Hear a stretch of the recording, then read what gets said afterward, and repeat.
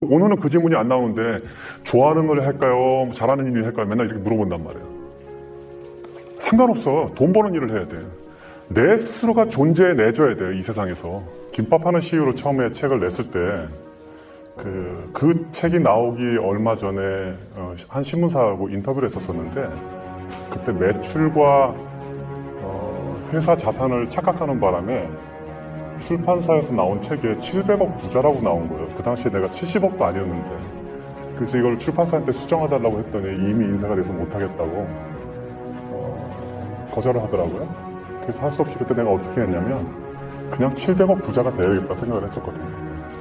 그래서 그 이후 얼마 안 돼서 실제로 700억이 넘는 자산을 가지면서 그 책에 적힌 그대로 실현을 한 적이 있어요. 우리는 보통 돈을 많이 벌면 부자가 되는 줄 알죠. 그게 일반적으로 사람들이 생각하는 방법이에요. 돈을 많이 벌어야지 부자가 되는구나 라고 생각을 해요. 근데 실제로는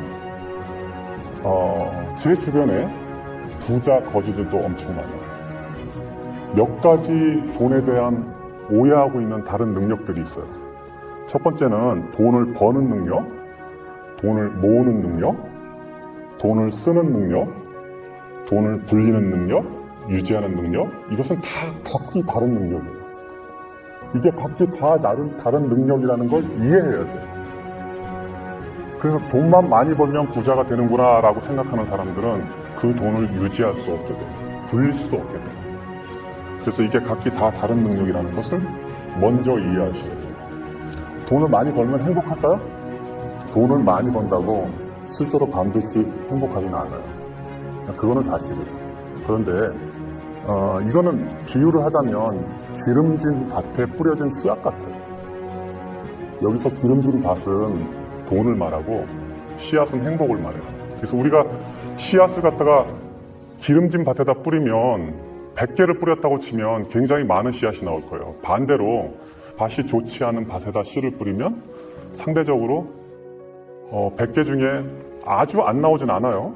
한두 개씩 나옵니다. 그렇지만 상대적으로 숫자가 적을 뿐이에요. 그래서 돈이 많으면 일반적으로 행복을 유지하는 데 굉장히 유리해요. 그리고 여러분들이 갖고 있는 걱정을 지금 가만히 계산해봐요. 여러분들 안에 지금 수많은 걱정들이 있을 거예요, 현재. 가족관계부터 시작해서 지금 실제 재정 문제, 미래에 대한 거, 주변에서 자기가 생각하는 이상과 다른 여러 가지 고민들이 있을 거란 말이에요. 이 고민들을 돈이 얼마 있으면 해결될 수 있을까 하고 다시 되돌아보면 상당히 많은 부분들이 돈이 이거를 해결하고 있다는 걸 알 수 있어요. 돈은 중력과 같아요. 그래서 돈도 똑같아요.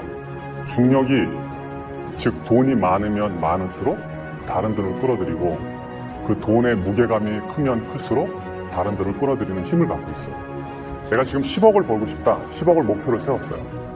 그럼 매 1억을 지금 모아간다고 가정을 해요. 열심히 일하고 혹은 사업을 해서 1억을 모았어요. 그럼 그 다음 또 1억을 모으고 1억을 모으고 이렇게 해서 계속 10억까지 갈 거 아니에요.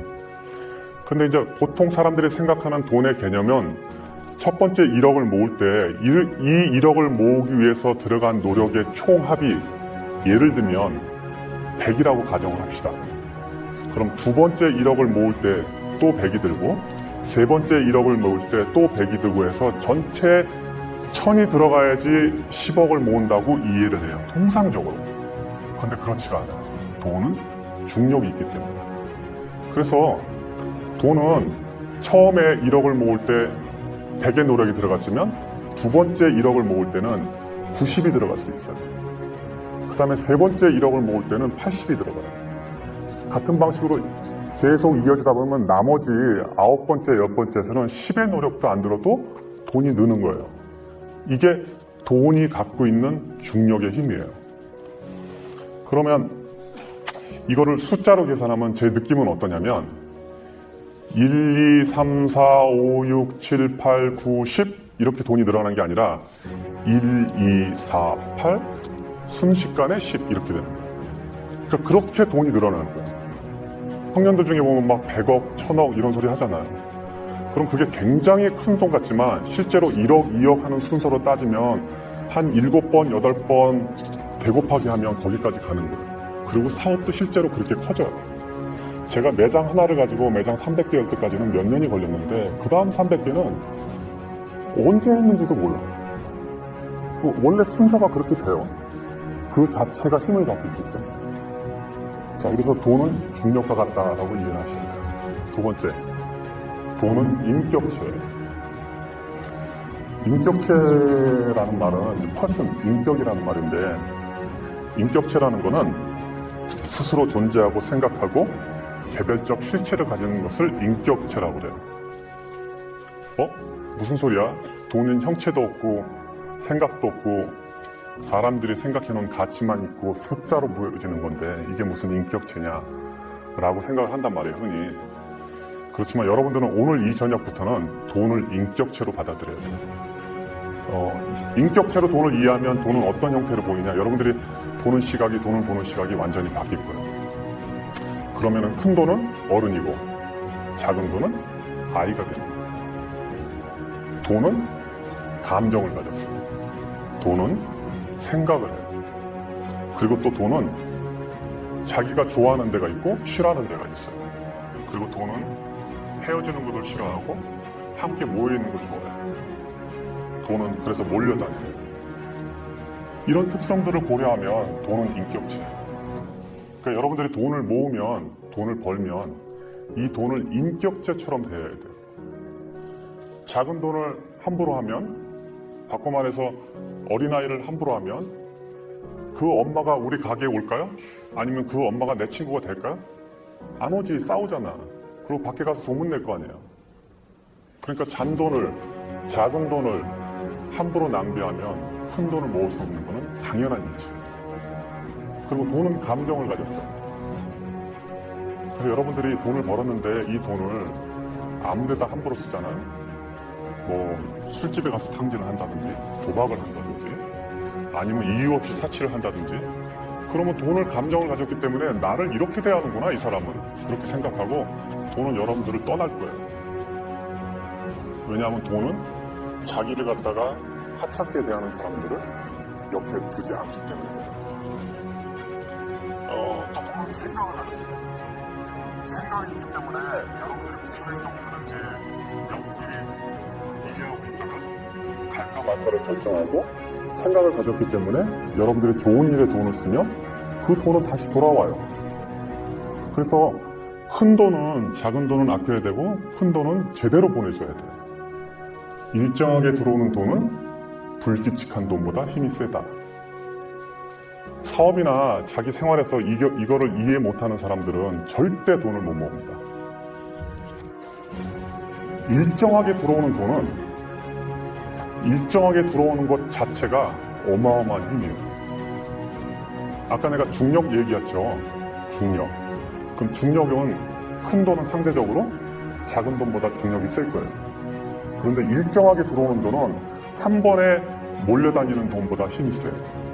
무슨 얘기냐면 매달 100만 원씩 버는 사람은 한 번에 1년 내내 굶다가 어느 날 1000만 원 버는 사람보다 힘이 세다는 얘기예요. 매출이 주말에 500만 원 오르는 거 아무 의미 없어요. 매일 100만 원 오르는 게 더 좋은 거예요. 왜냐하면 일정하게 들어오는 돈은 그 돈 자체가 강력한 힘을 갖고 있어요. 그러니까 일정하게 들어오는 돈은 조직화된 돈이라고 봐야 돼요. 그래서 그 돈은 다른 돈들을 이겨요. 더 큰 돈, 목돈 2천만 원, 3천만 원 들어오는 거 아무 의미 없어. 매달 100만 원, 200만 원 버는 게 아주 무섭고 중요한 돈인 걸 알아야 돼요. 고생해서 번 돈은 공짜 돈보다 힘이 세다. 이거는 좀 이해하기가 쉬운데, 돈은 같은 100만 원이라도 혹은 같은 1000만 원이라도 그 숫자는, 가치는, 지금 현재 보여지는 가치는 동일하더라도 그 돈이 벌어진 과정에 따라서 그 돈의 무게가 틀려져요. 여러분들이 고생해서 버는 돈은 돈의 가치가, 무게가 100kg라 그러면 누가 준 돈은 1kg도 안 되는 거예요. 그래서 가볍게 날아가요. 이치를 아시겠죠? 그런 돈은 그냥 흩어져 버려요. 복권에 당첨됐다든지, 갑자기 사업을 해서 돈을 벌었다든지, 혹은 누가 줬다든지, 유산으로 받았다든지, 땅값이 갑자기 올라서 떼부자가 됐다든지, 이런 사람들의 돈은 같은 1억이라도 내가 벌어서 꾸준히 모아서 적금 들어서 벌은 돈 1억하고는 전혀 다른 가치를 갖고 있는 거예요. 그래서 고생해서 번 돈은 공짜임보다 그 힘 자체가, 그리고 그 중력 자체가 전혀 다른 역할을 하고 있어요. 사실 성공이라는 거는, 한 사람의 성공은 그 이면에 굉장히 많은 사람의 슬픔과 고생을 바닥에 두고 있어요. 돈은 몰려다니기 때문에. 그래서 성공한 사람들이 하는 실수가 뭐냐면, 지금 이런 거를 잘 지키지 않는 게 보통 성공한 사람들이 흔히 하는 실수예요. 제가 성공이 근본적으로 많은 슬픔과 불행을 깔고 있다는 얘기는 뭐냐면, 그 깔은 자체가 마치 가시처럼 이렇게 앉아있거든요. 그래서 그 가시를 다독이지 않으면 결국 가시는 내 몸을 찔러서 돈을 많이 벌어도 다시 돈을 흩어지게 만드는 힘을 갖는다고요. 그래서 이런 원리들을 이해해야지 우리가 돈을 모으고 관리하고 유지하고 더 확장해 나갈 수 있는 거예요. 그래서 여러분들은 성공하고 나면, 혹은 성공하기 전에 이 원리를 이해해야 돼요. 이 원리를 이해하지 못하는 많은 창업가들, 사업가들, 혹은 젊은 친구들이 사업에 나가서 많은 돈을 벌었을 때 불과 몇 년 만에, 혹은 순식간에 다시 바닥으로 내려앉는 것은 당연한 일이죠. 남의 돈을 대하는 태도가 내 돈을 대하는 인격의 근본이다.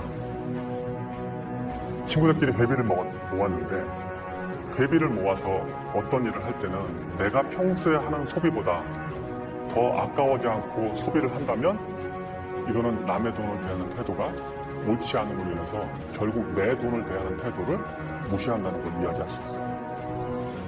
나는 경험에 돈을 쓰는 건 괜찮다고 봐요. 무언가를 사는 거는 조심해야 되는데 경험은 괜찮아요. 그럼 이제 여기서 경험, 그러면 이 경험을 어떻게 해석하냐면 틀려요. 내가 좋은 음식을 먹는 것도 경험, 그러면 그건 경험으로 돼야 돼요. 본인이 경험이라고 우기는 게 진짜 경험인지를 한번 점검해야 돼요. 내가 말하는 경험은 뭐냐면, 이 경험이 나를 더 보양시킬 수 있는가, 이거. 책값 이런 거 쓰는 거 괜찮아요. 자, 소비 수준이라는 거는 내가 어떤 소비를 한다 그러면 이게 내가 필요한 건가, 아니면 그냥 필요한 것이 아니고 그냥 욕구인가를 구분해야 돼요. 모든 게. 내가 젊은 나이에는 젊어서 어떤 경험을 쌓고 이렇게 인생을 전체를 죽이지 않는 것도 되게 좋은 일인데, 자본이 모이거나 아니면 마중물처럼 뭐가 올 때까지는 좀 노력해야 돼요. 요거 하고 그러는 게 맞아요. 그리고 그렇게 하라는 이유는 뭐냐면, 젊은 친구들은 특히 내가 이 세상에서 나 스스로 존재해서 살아남을 수 있는 걸 증명해야 돼. 이거 굉장히 중요한 일일 거예요. 오늘은 그 질문이 안 나오는데, 좋아하는 노래 할까요? 잘하는 일 할까요? 맨날 이렇게 물어본단 말이에요. 상관없어. 돈 버는 일을 해야 돼. 내 스스로가 존재해내줘야 돼요, 이 세상에서. 그러고 난 다음에 자기 좋아하는 거 하면 돼. 나는 내 급여도 못 만들고, 내가 뭐 부모님한테 돈 용돈 받아서 쓰고, 뭐 와이프가 어떻게 해. 이거는 아니야, 이거는. 그러니까 존재하는 거를 증명할 때까지는 최선을 다해야 돼.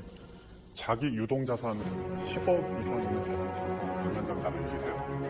여러분들 모두 다 백만장자 되시기 바랍니다. 백만장자 된 사람은, 오늘 강의를 통해서 백만장자 된 사람은 나중에 저한테 찾아와서 밥 사세요.